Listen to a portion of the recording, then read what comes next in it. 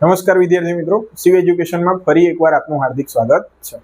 અત્યાર સુધીના બધા જ વિડીયોમાં આપણે વિજ્ઞાન વિષયના વિભાગ બી નું સંપૂર્ણ સોલ્યુશન જોયું। હવે આપણે પ્રશ્નપત્રો 2 થી શરૂ કરી અને 6 સુધીના વિભાગ સી નું સોલ્યુશન જોઈશું। આ વિડીયોની અંદર આપણે પ્રશ્નપત્ર 2 ના વિભાગ સી નું સોલ્યુશન જોઈશું। ચલો શરૂઆત કરીએ। પહેલો પ્રશ્ન શું છે કે સમતોલિત રાસાયણિક સમીકરણ એટલે શું? રાસાયણિક સમીકરણને સમતોલિત શા માટે કરવા જોઈએ? તો તમે એક નિયમ ભણ્યા હશો, દળ સંચયનો નિયમ। હવે એ નિયમ શું કહે છે કે કોઈ પણ રાસાયણિક પ્રક્રિયા થાય તો દ્રવ્યનું સર્જન પણ ના થઈ શકે, વિનાશ પણ ના થઈ શકે। એટલે કે તમે જો 10 ગ્રામ પ્રક્રિયક લીધો છે તો તમને નીપજ 10 ગ્રામ જ મળવી જોઈએ, બરાબર? ના કે એનથી વધારે, ના કે એનથી ઓછી। માટે આપણે એ નિયમ અનુસાર સમીકરણને સમતોલિત કરવું પડે। જોઈએ જવાબ શું કીધું છે કે જે રાસાયણિક સમીકરણમાં પ્રક્રિયકના મૂળ અને નીપજના મૂળ સમાન હોય, એટલે કે બંને બાજુ જે પ્રક્રિયકની સંખ્યા અને નીપજની સંખ્યા સરખી હોય તો એને સમતોલિત સમીકરણ કહેવાય। હવે શા માટે એને સમતોલિત કરવું જોઈએ? તો મેં કીધું એમ કે દળ સંચયનો નિયમ શું કહે છે કે કોઈ પણ રાસાયણિક પ્રક્રિયા હશે તો દ્રવ્યનું સર્જન પણ નથી થઈ શકતું, વિનાશ પણ થઈ શકતો નથી। માટે જે પ્રક્રિયકના મૂળ અને નીપજના મૂળ સમાન હોવા જોઈએ। જોઈએ આપણે એક સમીકરણ લખીને, અહીંયા એક સમીકરણ લખીએ સિમ્પલ કે મેગ્નેશિયમની પટ્ટી છે એને હવાની હાજરીમાં સળગાવીએ તો આપણને મેગ્નેશિયમ ઓક્સાઇડ મળે। હવે સમજો કે આ સામાન્ય સમીકરણ છે। હવે આની અંદર તમે જુઓ તો ઓક્સિજન ડાબી બાજુ કેટલા છે? 2 છે અને જમણી બાજુ કેટલા છે? 1 છે। તો આવું કોઈ પણ રીતે થઈ શકે નહીં। શા માટે? કયા નિયમ અનુસાર? દળ સંચયના નિયમ અનુસાર। માટે આને આપણે સમતોલિત કરવું પડે। તો અહીંયા આપણે સમતોલિત કરશું તો હવે ડાબી બાજુ પ્રક્રિયકની સંખ્યા અને જમણી બાજુ જે નીપજ મળે છે એમાં જે તત્વો રહેલા છે એની સંખ્યા કેવી થઈ ગઈ? સમાન થઈ ગઈ। માટે આપણે સમતોલિત કરવા જોઈએ। ચલો હવે આગલો પ્રશ્ન જોઈએ વિદ્યાર્થી મિત્રો। બીજો પ્રશ્ન છે કે કોપરના શુદ્ધિકરણ માટે વિદ્યુત વિભાજનીય રિડક્શન પદ્ધતિ સમજાવો। ચાલો, તો અહીંયા કીધું છે કાચી ધાતુમાંથી મેળવેલ ધાતુ કેવી હોય છે? અશુદ્ધ હોય છે અને આ ધાતુનું શુદ્ધિકરણ કરવું જરૂરી છે। એટલે કે જે પણ કોઈ અયસ્ક મળે છે, કાચી ધાતુને આપણે શું કહીએ છીએ? અયસ્ક। એ અયસ્ક મળે છે એના શુદ્ધિકરણ કરવું જરૂરી છે। એ માટે કઈ પદ્ધતિ સૌથી વધારે વપરાય છે? તો વિદ્યુત વિભાજનીય રિડક્શન પદ્ધતિ છે એ સૌથી વ્યાપક પ્રમાણમાં વપરાતી પદ્ધતિ છે। હવે આનાથી કઈ કઈ ધાતુનું?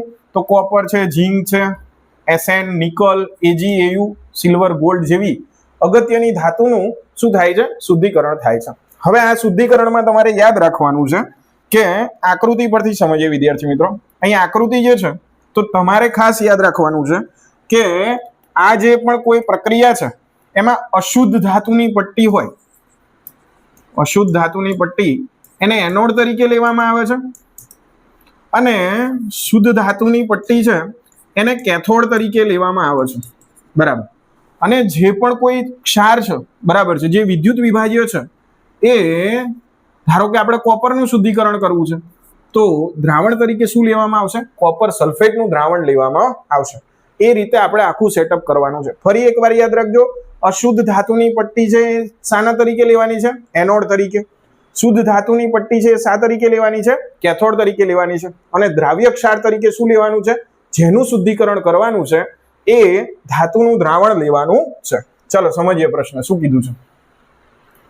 તો અહીં કીધું છે કે જેમાં અશુદ્ધ ધાતુની પટ્ટી એનોડ તરીકે, શુદ્ધ ધાતુની પટ્ટી કેથોડ તરીકે વપરાય છે। ધાતુ ક્ષારના દ્રાવણનો વિદ્યુત વિભાજ્ય તરીકે, ધાતુ ક્ષારનું દ્રાવણ એટલે શું?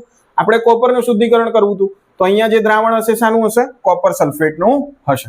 હવે જ્યારે વિદ્યુત પ્રવાહ પસાર કરો છો ત્યારે એનોડમાંથી અશુદ્ધ ધાતુ વિદ્યુત વિભાજ્યમાં ઓગળે છે અને વિદ્યુત વિભાજનમાંથી સમતુલ્ય માત્રામાં શુદ્ધ ધાતુ કેથોડ પર જમા થાય છે। અહીં પ્રક્રિયા આપી છે એનોડ પર, કોપર જે છે એ 2 ઇલેક્ટ્રોન ગુમાવશે અને Cu2+ માં પરિણમશે। કેથોડ પર એ 2 ઇલેક્ટ્રોન મેળવી શુદ્ધ ધાતુ જમા થશે। કુલ સમીકરણ જોઈએ તો કોપર જે અશુદ્ધ ધાતુ હતું એટલું જ શુદ્ધ પ્રમાણમાં ક્યાં જમા થશે? કેથોડ પર જમા થશે। જોઈએ વિદ્યાર્થી મિત્રો આકૃતિ દ્વારા સમજીએ। અહીંયા શું કીધું છે કે ભાઈ અશુદ્ધ ધાતુની પટ્ટી, અહીંયા જે કોપર છે ક્યાં જશે? તો વિદ્યુત વિભાજ્યમાં જશે। વિદ્યુત વિભાજ્યના દ્રાવણ તરીકે કોપર સલ્ફેટ લીધું હતું, એમાંથી કોપર એટલી જ માત્રામાં, ધારો કે સમજો કે 2 મોલ અશુદ્ધ કોપર હતો એ દ્રાવ્યમાં જાય છે તો દ્રાવણમાંથી પણ કેટલો જશે? 2 મોલ જે છે એ કેથોડ પર જશે। અહીં કીધું છે દ્રાવ્યની અશુદ્ધિઓ દ્રાવણમાં જાય છે। સમજો કે ભાઈ કોપરનું શુદ્ધિકરણ હતું, માત્ર કોપર અહીંયા જશે, બાકીની બધી જે પણ કોઈ ધાતુ હતી કાચી ધાતુમાં, વધારાની ધાતુ કઈ કઈ? ગોલ્ડ છે, સિલ્વર છે, પ્લેટિનમ જેવી અશુદ્ધિઓ પાત્રના તળિયે જમા થાય છે, જેને એનોડિક પંખ કહીએ છીએ. બરાબર. એનોડિક પંખ શા માટે? ક્યાંથી છૂટું પડે છે? એનોડ પરથી છૂટું પડે છે માટે. આગલો પ્રશ્ન જોઈએ વિદ્યાર્થી મિત્રો. પ્રશ્ન કીધો છે કે સંયોજન X અને એલ્યુમિનિયમ વચ્ચેની પ્રક્રિયાનો ઉપયોગ રેલવેના પાટાને જોડવામાં થાય છે, તો સંયોજન X નું નામ જણાવો. પહેલા તો આ રેલવેના પાટા જોડવા માટે જે પ્રક્રિયા વપરાય છે એ પ્રક્રિયાનું નામ જોઈ લે તો એને તમને બધાને ખબર હશે, એને શું કહીએ છીએ આપણે? થર્મિટ પ્રક્રિયા કહીએ છીએ. આ થર્મિટ પ્રક્રિયા એક પ્રકારની શું છે? વિસ્થાપન પ્રક્રિયા છે. પણ જે વિસ્થાપિત થતી ધાતુ છે એ કેવી અવસ્થામાં હોય છે? પીગલિત અવસ્થામાં હોય છે, કારણ કે ઉષ્માક્ષેપક હોય છે માટે. તો સંયોજન X નું નામ શું આવશે? Fe2O3. બીજો પ્રશ્ન છે આ પ્રક્રિયા કયા નામથી ઓળખાય છે? આપણે જવાબ પહેલા જ લખી લીધો છે. શું ઓળખાશે? આ પ્રક્રિયાનું નામ શું છે? થર્મિટ પ્રક્રિયા. ત્રીજું, આ પ્રક્રિયાનું સમીકરણ લખો. સમીકરણ ખાસ યાદ રાખજો વિદ્યાર્થી મિત્રો. જો એલ્યુમિનિયમ જે છે એ Fe કરતા કેવી છે? વધારે સક્રિય ધાતુ છે. Fe એટલે શું? સામાન્ય ભાષામાં આપણે કહીશું તો લોખંડ. આ એલ્યુમિનિયમ Fe નું વિસ્થાપન કરશે, પણ આ જે લોખંડ છે કેવી અવસ્થામાં હશે? પીગલિત અવસ્થામાં હશે, એટલે કે લિક્વિડ ફોર્મમાં હશે. બરાબર. જે શું કરશે? આ પાટો છે તો એના વચ્ચેની તિરાડમાં Fe જે છે ભરાઈ જશે. બરાબર. જેથી પાટા સંધાઈ જશે. કેમ? તો આ પ્રક્રિયાના અંતે ઉષ્મા પણ ઉત્પન્ન થાય છે, એટલે કે ઉષ્માક્ષેપક પ્રક્રિયા છે. એ વધારાની ઉષ્માના કારણે એ જે છે પીગલિત અવસ્થામાં હોય છે, અને પીગલિત અવસ્થામાં હોય માટે આ જે છે જ્યારે ઠંડુ પડશે ત્યારે એ તિરાડ જે છે એ સંધાઈ જશે. આગલો પ્રશ્ન જોઈએ.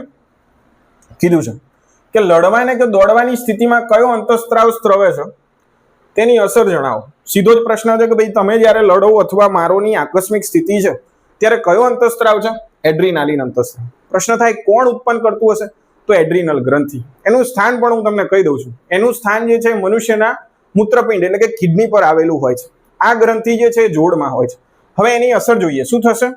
હૃદયના ધબકારા વધશે, પરિણામે સ્નાયુને ઓક્સિજન વધુ મળશે. બીજું, ઉરોદર પટલ અને પાસળીઓના સ્નાયુનું સંકોચન થશે, શ્વસન દર પણ વધશે.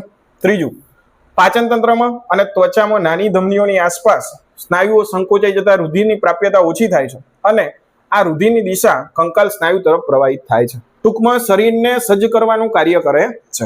ત્યાર પછીનો પ્રશ્ન જોઈએ.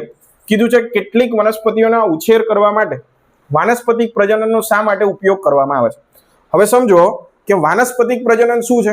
કે કોઈ પણ છોડ છે એનો મૂળ છે, પ્રકાંડ છે, અથવા પર્ણ અથવા એના કોઈ પણ ભાગનો ઉપયોગ કરી નવા છોડને જન્મ આપવો એટલે વાનસ્પતિક પ્રજનન. એનાથી પહેલો ફાયદો શું થશે? જો તમે બીજ રોપો છો અને જે છોડ બને છે એમાંથી જે ફળ મળશે એના કરતાં વહેલું મળશે. બીજા નંબરમાં, અમુક વનસ્પતિઓ કે જે બીજ ઉત્પન્ન કરવાની ક્ષમતા ગુમાવી ચૂકી છે, ઉદાહરણ તરીકે કેળા જોયા છે તો કેળામાં ક્યાંય બીજ આવતું નથી, તો એવી વનસ્પતિ જે છે એને ફરીથી ઉગાડવા માટે આવી પદ્ધતિ કામમાં આવે છે. જોઈએ એના તો બીજ દ્વારા ઉગાડતી વનસ્પતિના સરખામણીમાં આ પ્રજનન દ્વારા ઉછેરાતી વનસ્પતિમાં વહેલા પુષ્પ અને ફળ ધારણ થાય છે, એટલે કે પેલા કરતા વહેલા પ્રમાણમાં આપણને ફળ અને ફૂલ મળશે. બીજા નંબરમાં કીધું છે કે જેમણે બીજ નિર્માણની ક્ષમતા ગુમાવી ચૂકી છે, એટલે કે એમાં બીજ નિર્માણ થતું જ નથી, એવી વનસ્પતિનો ઉછેર કરી શકાય છે. પેઢી દર પેઢી લક્ષણો જાળવી શકાય છે, એટલે કે જે પિતૃમાંથી બધા જ લક્ષણો છે આનુવંશિક થઈ જાય છે. તો આ હતા વાનસ્પતિક પ્રજનનના ફાયદા. ત્યાર પછી 43મો પ્રશ્ન છે કે પુરુષના પ્રજનન તંત્રના અંગોના નામ જણાવી ગમે તે બે અંગો ટૂંકમાં સમજાવો. અહીંયા નામ છે, એક છે શુક્રપિંડ, બીજું શુક્રવાહિની, મૂત્રજનન માર્ગ, શિશ્ન, શુક્રાશય અને પ્રોસ્ટેટ ગ્રંથિ. આ પુરુષના પ્રજનન તંત્રના અંગોના નામ છે. હવે એના વિશે વિગતવાર સમજીશું. શું કીધું છે? શુક્રપિંડ. તો શુક્રપિંડ જે છે જોડીમાં આવેલા હોય છે, ટેસ્ટોસ્ટેરોનનો સ્ત્રાવ કરે છે. તો અહીં કીધું છે એનું સ્થાન ક્યાં છે? ઉદર ગુહાની બહાર વૃષણ કોથળીમાં એક જોડ, એટલે કે બે શુક્રપિંડ હોય છે. એનું કાર્ય શું? તો શુક્રકોષોનું નિર્માણ કરે છે, અને તેનું તાપમાન શરીરના તાપમાન કરતા 2 થી 3 અંશ સેલ્સિયસ ઓછું હોય છે, એટલે કે જે શરીરનું નોર્મલ ટેમ્પરેચર છે એના કરતા આ વૃષણ કોથળી જે છે એનું તાપમાન 2 થી 3 અંશ સેલ્સિયસ ઓછું હોય છે. શા માટે ઓછું હોય છે? તો જેના કારણે એ શુક્રકોષોનું ઉત્પાદન કરી શકે. બીજું શું કરે છે? તો નર જાતીય અંતઃસ્ત્રાવ ટેસ્ટોસ્ટેરોનનો સ્ત્રાવ કરે છે. આ શું કરશે? પુરુષના જાતીય લક્ષણો માટે જવાબદાર છે. કીધું છે કે ટેસ્ટોસ્ટેરોન નર જાતીય લક્ષણો માટે જવાબદાર છે. બીજું અંગ છે શુક્રવાહિની. હવે શુક્રવાહિનીનું કાર્ય શું છે? જે પણ શુક્રકોષો ઉત્પન્ન થાય અને એ શુક્રવાહિની દ્વારા સ્થળાંતરણ થાય છે, અને શુક્રવાહિની જે છે મૂત્રાશયમાંથી આવતી નલિકા સાથે જોડાય છે. પુરુષની અંદર શુક્રકોષો અને મૂત્રના વહનનો માર્ગ એક જ હોય છે, બરાબર, જેને આપણે શું કહીએ છીએ? મૂત્રજનન માર્ગ કહીએ છીએ. તો આ જે શુક્રવાહિની જે છે એ શું કાર્ય કરશે? જે પણ શુક્રકોષો ઉત્પન્ન થાય એને ક્યાં સુધી મોકલશે? કે ભાઈ જે મૂત્રાશયમાંથી આવતી નળી છે ત્યાં સુધી મોકલવાનું કાર્ય કરશે. ત્યાર પછી આગળ જોઈએ, 44મો પ્રશ્ન કીધો છે કે અંતર્ગોળ અરીસાની સામે વસ્તુને સી અને એફ ની વચ્ચે મૂકતા પ્રતિબિંબનું સ્થાન, પ્રકાર ને આકૃતિ દ્વારા સમજાવો. હવે વિદ્યાર્થી મિત્રો, આ પ્રશ્ન જોતા પહેલા હું કહી દઉં કે જે 9મું ચેપ્ટર છે એમાં 16 આકૃતિઓ છે, બરાબર. 8 આકૃતિઓ અરીસાની છે, 8 આકૃતિ લેન્સની છે, બરાબર. એક આકૃતિ પૂછાય અને સીધા 3 માર્ક્સ મળે. ચલો આપણે આ આકૃતિને દોરીએ. શું કીધું છે? અંતર્ગોળ અરીસો. તો પહેલા તો અંતર્ગોળ અરીસો દોરી લઈશું, બરાબર. અરીસાના મધ્યબિંદુને શું કહીએ છીએ આપણે? ધ્રુવ કહીએ છીએ. અહીંયા મુખ્ય અક્ષ હશે, પછી આવશે એફ અને પછી આવશે સી. શું કીધું છે? વસ્તુને ક્યાં મૂકવાની છે? સી અને એફ ની વચ્ચે. તો આ વસ્તુ મૂકી દીધી, આને કહી દઈએ એ બી, વસ્તુને નામ આપી દઈએ, બરાબર. તો વસ્તુનું પ્રતિબિંબનું સ્થાન ક્યાં મળશે? પહેલું કિરણ મુખ્ય અક્ષને સમાંતર ક્યાંથી જશે? એફ માંથી જશે. ક્યાંથી જશે? એફ માંથી. બીજું કિરણ ધ્રુવ સાથે જેટલા ખૂણે અથડાય છે એટલા જ ખૂણે પાછું આવશે. જ્યાં ભેગા થાય ત્યાં પ્રતિબિંબ મળે, તો અહીંયા પ્રતિબિંબ મળશે, બરાબર. ચાલો હવે વસ્તુનું સ્થાન ને બધું લખી દઈએ. વસ્તુનું સ્થાન ક્યાં હતું? તો સી અને એફ ની વચ્ચે. ક્યાં હતું? સી અને એફ ની વચ્ચે. ચાલો પ્રતિબિંબનું સ્થાન જુઓ તો પ્રતિબિંબ ક્યાં મળે છે આપણી આકૃતિમાં? સી થી દૂર. ક્યાં મળે છે? સી થી દૂર. ચાલો પ્રતિબિંબનો પ્રકાર તો વાસ્તવિક અને ઉલટું. વાસ્તવિક અને ઉલટું. જો તમે જોઈ શકાય છે કે અહીંયા પ્રતિબિંબ કેવું મળે છે? ઊંધું મળે છે. અહીંયા આપણે નામ નિર્દેશન કરવાનું ભૂલવાનું નથી. આ જે છે આ છેડો એ બી ડેશ કહેવાય છે, આ એ ડેશ કહેવાય છે. ચાલો પ્રતિબિંબનું પરિમાણ. પરિમાણ એટલે શું? સાઈઝ. તમે અહીંયા જો વસ્તુ કેટલી છે? નાની છે. પ્રતિબિંબ કેવું મળે છે? એના કરતા મોટું. તો લખવાનું વસ્તુ કરતા મોટું. ચાલો આ પ્રશ્ન અહીંયા પૂરો થયો. આગલો પ્રશ્ન જોઈએ વિદ્યાર્થી મિત્રો. શું કીધું છે કે ભાઈ પ્રકાશનું વક્રીભવન એટલે શું? વક્રીભવનના નિયમો લખો. સાવ સિમ્પલ પ્રશ્ન છે. શું કીધું છે? તો ભાઈ વક્રીભવન એટલે શું? પ્રકાશનું કિરણ જે છે એ એક માધ્યમમાંથી બીજા માધ્યમમાં જાય. હવે માધ્યમ તરીકે અહીંયા સમજો કે આ ભાઈ કાચનો ચોસલો છે, બરાબર. અહીંયા કિરણ આવશે એ શામાં આવશે? હવામાં. એટલે કે આ પહેલું માધ્યમ થયું. આ બીજું માધ્યમ શું છે? કાચ છે. અહીંયા આવશે ત્યારે બંને માધ્યમોની છૂટી પાડતી સપાટી આગળ સેજ વાંકવું પડે છે. આ ઘટનાને વક્રીભવન કહેવાય. પ્રશ્ન થાય આવું શા માટે થાય છે? કે શા માટે વક્રીભવન થાય છે? સમજો કે હવામાં પ્રકાશની ઝડપ કેવી હોય? જુદી હોય. કાચમાં કેવી હોય? અલગ હોય. જેના કારણે વક્રીભવનની ઘટના થાય છે. હવે એના નિયમો જોઈ લઈએ. પહેલું, આપાત કિરણ, વક્રીભૂત કિરણ અને આપાત બિંદુએ દોરેલો લંબ ત્રણેય એક સમતલમાં હોય. બીજો નિયમ મોસ્ટ આઈએમપી છે. ઘણી વખત 2 માર્ક્સમાં સેપરેટ નિયમ એકલો પૂછાય છે. શું કીધું છે?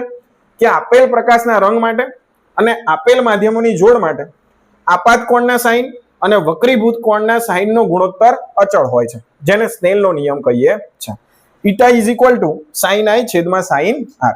છેલ્લો પ્રશ્ન જોઈએ વિદ્યાર્થી મિત્રો. કીધું છે કે અવરોધોનું શ્રેણી જોડાણ સમજાવી સમતુલ્ય અવરોધનું સૂત્ર તારો. તમે ગ્રાઇડમાંથી કરશો તો તમને લાંબુ લખાણ આપેલું છે. અહીં મેં મારી રીતે શોર્ટ એન્ડ સ્વીટ લખીને તમને સમજાવ્યું છે. ચલો આપણે એને વિગતવાર સમજીએ. શું કીધું છે? પહેલું વાક્ય પર જોજો કે જ્યારે એક અવરોધનો છેલ્લો છેડો, સમજો કે આ અવરોધ છે એનો આ છેલ્લો છેડો થયો કે ના થયો, એ બીજા અવરોધના પહેલા છેડા સાથે, તો આ બીજો અવરોધ છે એના કયા છેડા સાથે જોડેલો છે? પહેલા સાથે જોડેલો છે ને. તો આવા જોડાણને શ્રેણી જોડાણ કહે છે. બોલો વ્યાખ્યા આવડી જાય કે ના આવડી જાય? સાવ સિમ્પલ છે કે એક અવરોધનો છેલ્લો છેડો એ બીજા અવરોધના પહેલા છેડા સાથે. અહીંયા પણ જો કે આ અવરોધનો છેલ્લો છેડો છે ક્યાં જોડેલો છે? બીજા અવરોધના પહેલા છેડા સાથે. તો આવા જોડાણને શું કહીએ છીએ? શ્રેણી જોડાણ કહીએ છીએ. હવે સમજો કે શ્રેણી જોડાણમાં શ્રેણી જોડાણ જે છે એમાં પરિપથમાંથી વિદ્યુત પ્રવાહ, ચલો આઈને જવા માટે કેટલા રસ્તા છે? એક જ રસ્તો છે. જો અહીંયાથી વિદ્યુત પ્રવાહને જવું હોય તો એક જ રસ્તો છે. એટલે કે વિદ્યુત પ્રવાહ કેવો રહે છે? સરખો રહે છે. આ ખાસ યાદ રાખજો કે શ્રેણી જોડાણમાં આઈ કેવો રહે છે? સરખો. આઈ એટલે શું? વિદ્યુત પ્રવાહ. જ્યારે વોલ્ટેજ, વિદ્યુત સ્થિતિમાન એ શું થાય છે? અવરોધના પ્રમાણમાં વહેંચાઈ જાય છે. હવે પ્રશ્ન થાય અવરોધ શું ને કેવી રીતે વહેંચાઈ જાય છે? અવરોધ એટલે કોઈ પણ ઉપકરણ. સમજો કે તમે અહીંયા એસી લગાવી દીધું તો એસી ના જેટલા વોલ્ટ જોઈએ એ લઈ લેશે તમારા જે પ્રાપ્તિ સ્થાનમાંથી આવે છે એમાંથી. બલ્બ લગાવ્યો છે તો બલ્બને જેટલા જોઈશે એ લેશે, બરાબર. તો યાદ રાખજો, શ્રેણી જોડાણમાં પરિપથમાંથી વહેતો I કેવો રહે છે? સરખો રહે છે. V કેવો રહે છે? અવરોધના પ્રમાણમાં વહેંચાઈ જાય છે. જે વહેંચાઈ જાય એનો સરવાળો કરવાનો છે. જોઈએ આગળ. તો અહીં કીધું છે શ્રેણી જોડાણમાં પરિપથમાંથી વહેતો વિદ્યુત પ્રવાહ સમાન હોય જ્યારે વિદ્યુત સ્થિતિમાન વહેંચાઈ જાય છે. અહીંયા I સરખો રહે છે જ્યારે R1 માં V1 જેટલો, R2 માં V2 જેટલો, R3 માં V3 જેટલો વિદ્યુત સ્થિતિમાન મળે છે. અહીં R1 R2 R3 માંથી વહેતો વિદ્યુત પ્રવાહ I જેટલો છે જ્યારે વિદ્યુત સ્થિતિમાન અનુક્રમે V1 V2 અને V3 જેટલો છે. જે વહેંચાઈ જાય એનો સરવાળો કરવાનો છે. તો ટોટલ વોલ્ટેજ કેટલો થશે? તો V1 V2 V3 જેટલો થશે. સમજો આકૃતિમાં, સમજો. ધારો કે આ 12 વોલ્ટ છે, બરાબર. આણે 3 લીધા, આણે 4 લીધા, તો 3 ને 4 7, 7 ને 5 12. તો આ બધાનો સરવાળો કરીએ તો કોના જેટલો થશે? 12 વોલ્ટ જેટલો થશે એવું કીધું છે. ટૂંકમાં જે વેચાઈ જાય એનો સરવાળો કરવાનો છે. ત્યાર પછી બીજી આકૃતિમાં આવી જવાનું કે 3 અવરોધના સ્થાને એક સમતુલ્ય અવરોધ જોડવામાં આવે તો ઓહમનો નિયમ શું કહે છે? V બરાબર IR છે. અહીંયા શ્રેણી જોડાણ છે એટલે RS લખશું, સિરીઝમાં છે એટલે RS, બરાબર. તો V = IRS. હવે સ્વતંત્ર રીતે લાગુ પાડીએ બધામાં તો V1 બરાબર શું થશે? IR1. V2 બરાબર શું થશે? IR2. અને V3 બરાબર IR3. દરેક કિંમતો છે એ સમીકરણ 1 માં મૂકવાની છે. તો V ની કિંમત શું હતી? IRS અહીંયા મૂકી છે. V1 ની કિંમત શું હતી? IR1.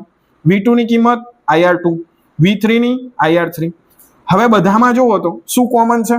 I કોમન છે. I બંનેમાંથી કેન્સલ આઉટ થશે તો RS = R1 + R2 + R3.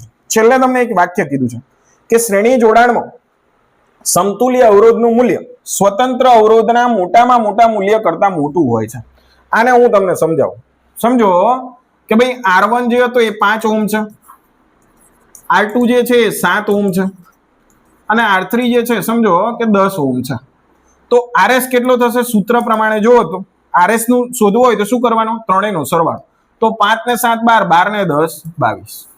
તો RS નું મૂલ્ય કેવું છે? મોટું છે. કોના કરતા? આ સ્વતંત્ર અવરોધના મોટામાં મોટા મૂલ્ય. તો આ ત્રણેયમાં મોટા મૂલ્ય કેટલું છે? 10. તો એના કરતા પણ મોટું છે. તો આ વાક્ય આ કહેવા માંગે છે. ટૂંકમાં શ્રેણીમાં જોડો તો અવરોધ વધી જાય, બરાબર. તો અહીં વિદ્યાર્થી મિત્રો આપણે પ્રશ્નપત્ર 2 ના વિભાગ C નું સંપૂર્ણ સોલ્યુશન જોયું.